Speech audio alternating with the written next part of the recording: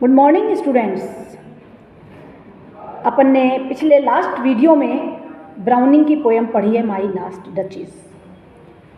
इस वीडियो में अब हम उसकी ही पोएम का लास्ट स्टेंजा पढ़ेंगे और उसके बाद इसी वीडियो में हम जानेंगे कि ड्रामेटिक मोनोलॉग क्या होता है, क्योंकि जैसा कि मैंने शुरू में एक्सप्लेन किया था कि जो ब्राउनिंग की ये पोएम है माई लास्ट डचेस, ये लिखी गई है ड्रामेटिक मोनोलॉग के फॉर्म में। The form of the poem is dramatic monologue. तो सबसे पहले हम डिस्कस कर लेते हैं, एक्सप्लेन कर लेते हैं कि लास्ट स्टेंजा में ब्राउनिंग जो है वो ड्यूक के थ्रू क्या कहना चाहते हैं और उससे हमें ड्यूक के कौन से कैरेक्टर के पहलू सामने आ रहे हैं। सबसे पहले हम ये कह सकते हैं these are the concluding lines of the Browning poem. जैसा कि हम जानते हैं ड्यूक ऑफ फरेरा जो अपनी पत्नी है उसके उदार स्वभाव को, व्यवहार को पसंद नहीं करता है, लेकिन उसका जो उदार स्वभाव है वो निरंतर बना रहता है और ड्यूक जो है वो इस बात को सोचता है कि अगर मैंने अपनी पत्नी के आचरण में कोई कमी उसको बताई या उसमें सुधार करने की कोई कोशिश की तो ये तो उसकी प्रतिष्ठा के अनुकूल नहीं रहेगा, उसकी प्रतिष्ठा के प्रतिकूल हो जाएगा। तो इसलिए उसने आदेश दे दिया कि उसको मरवा दिया जाए और उसकी सभी हंसी को बंद करवा दिया जाए। अंत में वो अपनी पत्नी के चित्र को दिखाता है और कहता है कि इसको मरवा दिया गया है और इसके बाद वो जो दूत है उससे कहता है कि अब हमें नीचे चलना होगा। तो ऐसा लगता है कि जो ड्यूक है उसने अपने होने वाले ससुर से सब दहेज की बातें कर ली हैं जो दहेज में लेगा। तो यहाँ उसका हमें देखिए किस तरीके का लालची स्वभाव और दिखाई देगा। It appears that the Duke had already had some talks about the presents. ऐसा प्रतीत हो रहा है कि उसने कुछ उपहारों की तो पहले ही बात कर ली है। That he would expect from his future father-in-law, अपने होने वाले ससुर जी से जो वो आशा करता है दहेज के रूप में लेने के प्रति। तो दहेज का लालची भी हम उसे मान सकते हैं। So he says that, इसलिए वो कहता है He respect his expectations about the presents.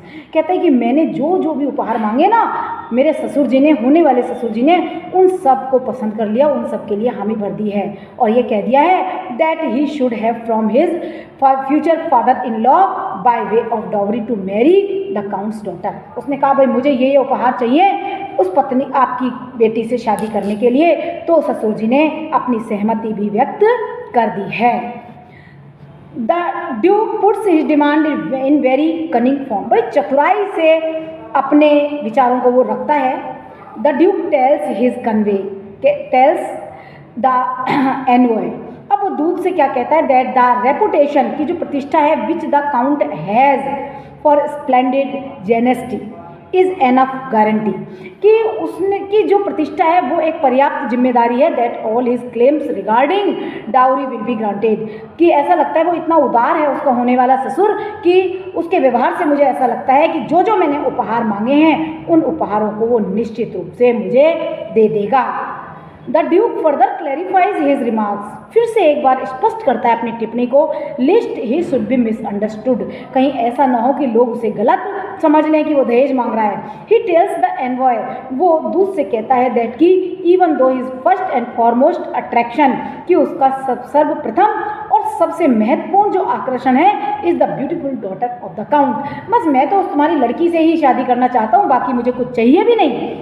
सब चीज़ें मांग भी लेता है, अपने उपहार बता भी देता है और फिर भी कहता है नहीं मुझे किसी चीज़ में इंटरेस्ट नहीं है, मुझे सिर्फ उसकी सुंदर पुत्री में ही इंटरेस्ट है। Still he has mentioned about the dowry, हालांकि उसने देखिए दहेज का जिक्र कर दिया है because he has great faith in the generosity of the count, और चूंकि अब वो काउंट की उदारता में पूर्ण विश्वास करता है इसलिए सोचता है ये सारी दहेज की जो बातें हैं उसकी वो पूरी हो जाएंगी। वाइल गोइंग डाउन ही ड्रॉज, अब उसने कहा चलिए भाई नीचे चलते हैं अपन, अब फिर अपनी प्रतिष्ठा दिखाएगा। जब वो नीचे जाते हैं he draws the envoy's attention, वो दूत का जो ध्यान आकर्षित करता है to a bronze statue of Neptune, Neptune की एक कांसे की पीतल की बनी हुई जो चित्र है उसकी, और वो समुद्री घोड़े की, वो समुद्री सागर के देवता जो हैं उनकी चित्र की ओर वो आकर्षित करता है और कहता है द सी गॉड, ये महासागर के देवता हैं नेपच्यून। आपके क्वेश्चन भी आ सकता है नेपच्यून क्या है, और यदि आप एक्सप्लेनेशन करेंगे तो आपको क्रिटिकल नोट में इस चीज़ को मेंशन करना होगा। Neptune means sea god. He tells the envoy that, फिर वो कहता है दूत से दैट की द पोज ऑफ नेपच्यून, कि ये जो चित्र है ना नेपच्यून का, टेमिंग ए सी हॉर्स, समुद्री घोड़े को नियंत्रित करते हुए, कंट्रोल करते हुए, इज ए रेयर वन, बहुत ही दुर्लभ चित्र है ये, तो ऐसा साधारण लोगों को नहीं मिलता है और मुझे मिला है। He also informs the envoy, वो दूत को फिर सूचित करता है दैट की the bronze statue was made for the duke, सिर्फ ड्यूक मेरे लिए बनाई गई है, ये जो स्टैच्यू बनाई है बाय क्लॉज ऑफ इंसबर्ग, इंसबर्ग के निवासियों के द्वारा ये जो चित्र है वो सिर्फ मेरे जैसे व्यक्ति के लिए बनाया गया है। अब यहाँ हम देख रहे हैं कि इट इज़ सिग्निफिकेंट दैट, बड़ी महत्वपूर्ण बात आ रही है हमारे सामने की browning makes the Duke speak first of the dowry, पहले तो वो दहेज की बात करवा देता है ब्राउनिंग ड्यूक के मुंह से, और फिर वो उसकी सुंदर पत्नी की, उस लेडी की बात करवाता है। दैट शोज, इससे स्पष्ट होता है which is more important to him, कि कौन सी चीज़ उसके लिए ज़्यादा महत्वपूर्ण रखती है। आप लोग भी समझ रहे होंगे कि उसके लिए दहेज यहाँ है वो बहुत ज़्यादा महत्वपूर्ण स्थान रख रहा है। यहाँ पर one is afraid whether the count's daughter is not going to meet the same fate, यहाँ पर हम एक बात कहना चाहेंगे, कोई भी इस कविता को पढ़ करके, सुन करके ये सोच सकता है कि कहीं ऐसा ना हो कि ये जो काउंट है इसकी पुत्री का भी वही हाल हो जो उसने अपनी पहली पत्नी का करवाया है।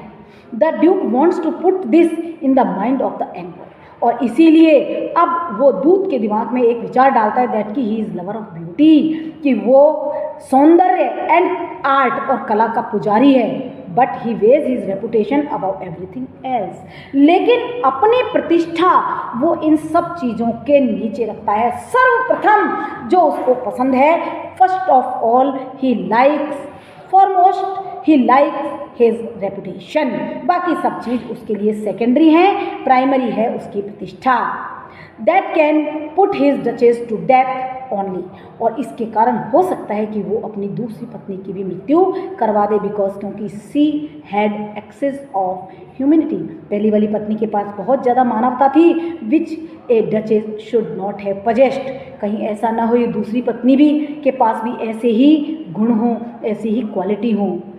All this is put before the envoy, ये बातें दूत के सामने रखी जाती हैं only to emphasis his reputation, सिर्फ अपनी प्रतिष्ठा का उजागर करने के लिए।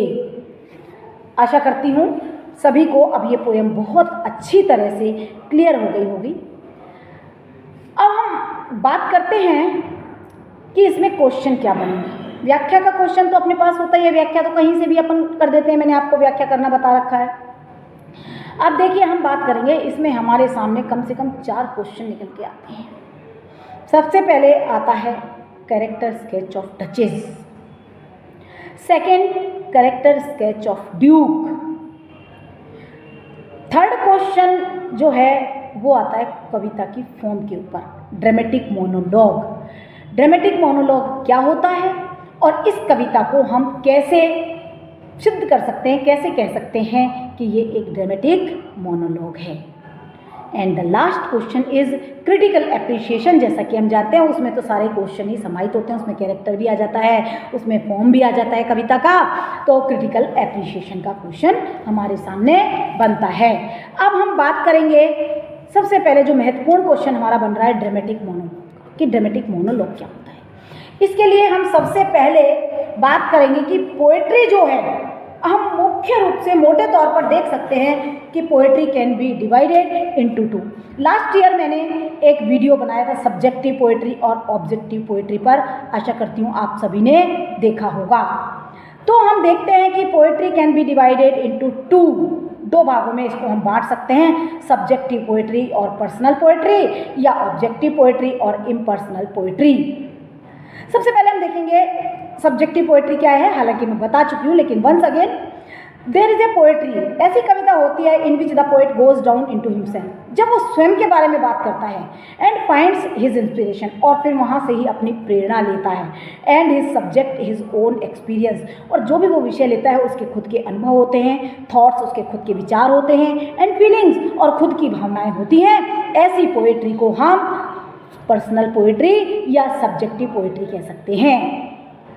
The another kind of poetry in which the poet goes out of himself, अब वो अपने से बाहर निकल जाता है और mingles with the actions and patience, और वो सम्मिलित हो जाता है कार्यों में और भावनाओं में ऑफ द वर्ल्ड, संसार के, अपने चारों तरफ के वातावरण के, टू हिज ओन इंडिविजुअलिटी, अपने व्यक्तित्व के साथ। तो हम ऐसी कविता को कह सकते हैं इम्पर्सनल और ऑब्जेक्टिव पोएट्री। आशा करती हूँ दोनों डिवाइडेशन समझ में आए होंगे। सब्जेक्टिव पोएट्री में कवि के खुद की फीलिंग, खुद के विचार, खुद का अनुभव होता है। ऑब्जेक्टिव में वो संसार के कार्य, संसार की भावनाएं, संसार के विचारों के बारे में शामिल होता है, उसको हम ऑब्जेक्टिव पोएट्री कहते हैं या इम्पर्सनल पोएट्री भी कहते हैं। अब हम बात करेंगे इम्पर्सनल पोएट्री की।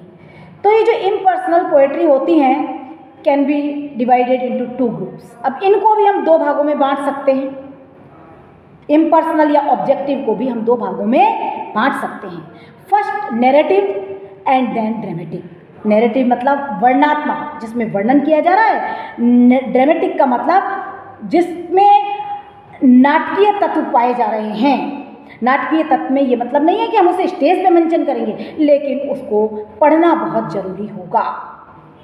द ड्रामेटिक पोएट्री दो इंटेंडेड नॉट फॉर स्टेज, मैंने अभी कहा ना कि हम ड्रामेटिक पोएट्री को नाटक मंचन के लिए या स्टेज के लिए नहीं लिख रहे हैं, but to be reading is essentially, सबसे पहले उसको पढ़ा जरूर जाएगा, उसको बोला जरूर जाएगा।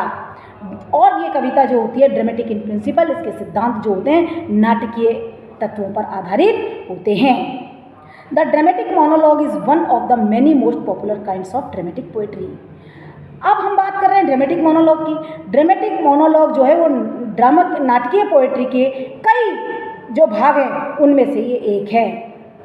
द ड्रामेटिक मोनोलॉग की बात करेंगे। अभी हमने नाटकीय की बात करी, पोएट्री की बात करी, अब हम बात करेंगे ड्रामेटिक मोनोलॉग की, ड्रामेटिक मोनोलॉग की। तो पहले मैं बताऊँ, मोनोलॉग जो है वो एसेंशियली है स्टडी ऑफ कैरेक्टर, किसी के चरित्र का अध्ययन है, जैसा कि हमने इस कविता में देखा भी है।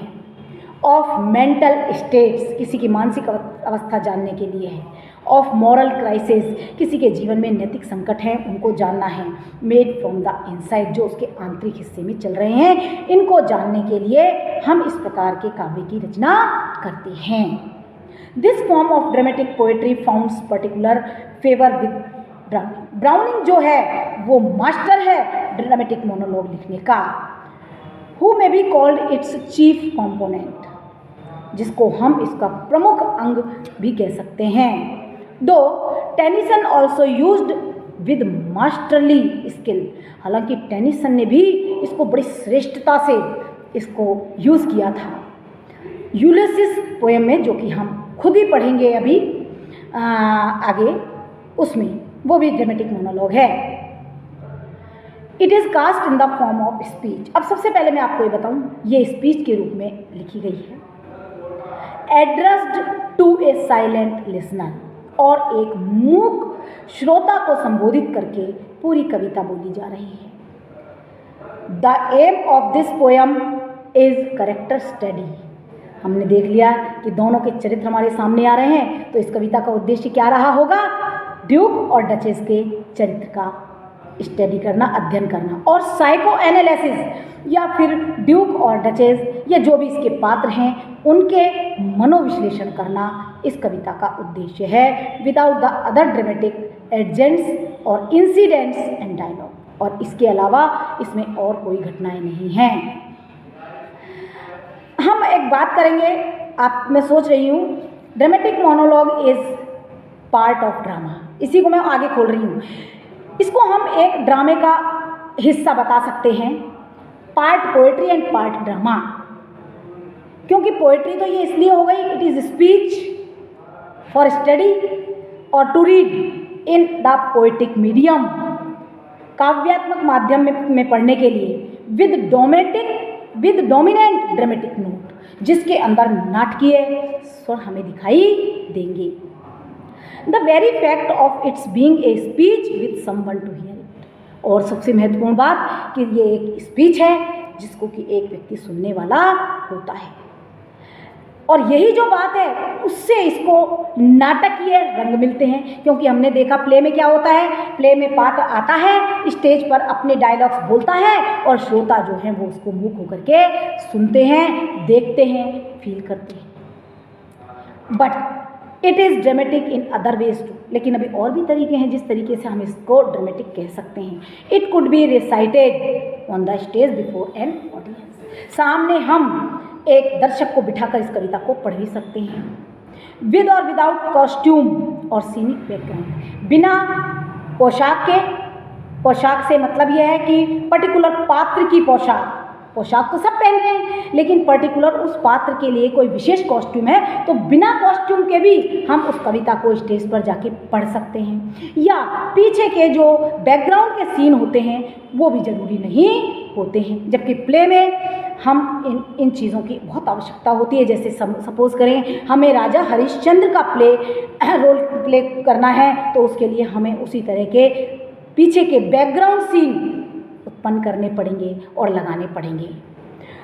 इसके अलावा मैं आपको बताना चाहूँगी it is study of character, अपन बात कर ही चुके हैं, which is one of the main function of drama, जो कि ड्रामा का भी प्रमुख एक कार्य होता है कैरेक्टर स्टडी करना, और इस ड्रामेटिक मोनोलॉग का भी एक कार्य, महत्वपूर्ण कार्य है कैरेक्टर स्टडी करना।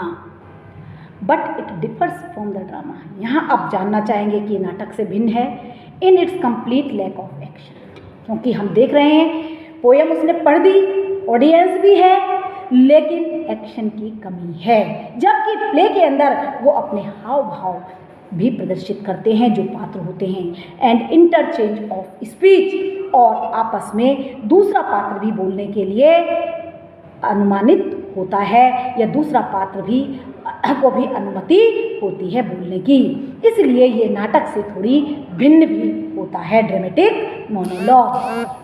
Sometimes the dramatic monologue and the soliloquy are not distinguished and are regarded as one and the same. कभी कभी लोग क्या करते हैं, soliloquy और dramatic monologue को एक ही मान लेते हैं, but they are not really similar.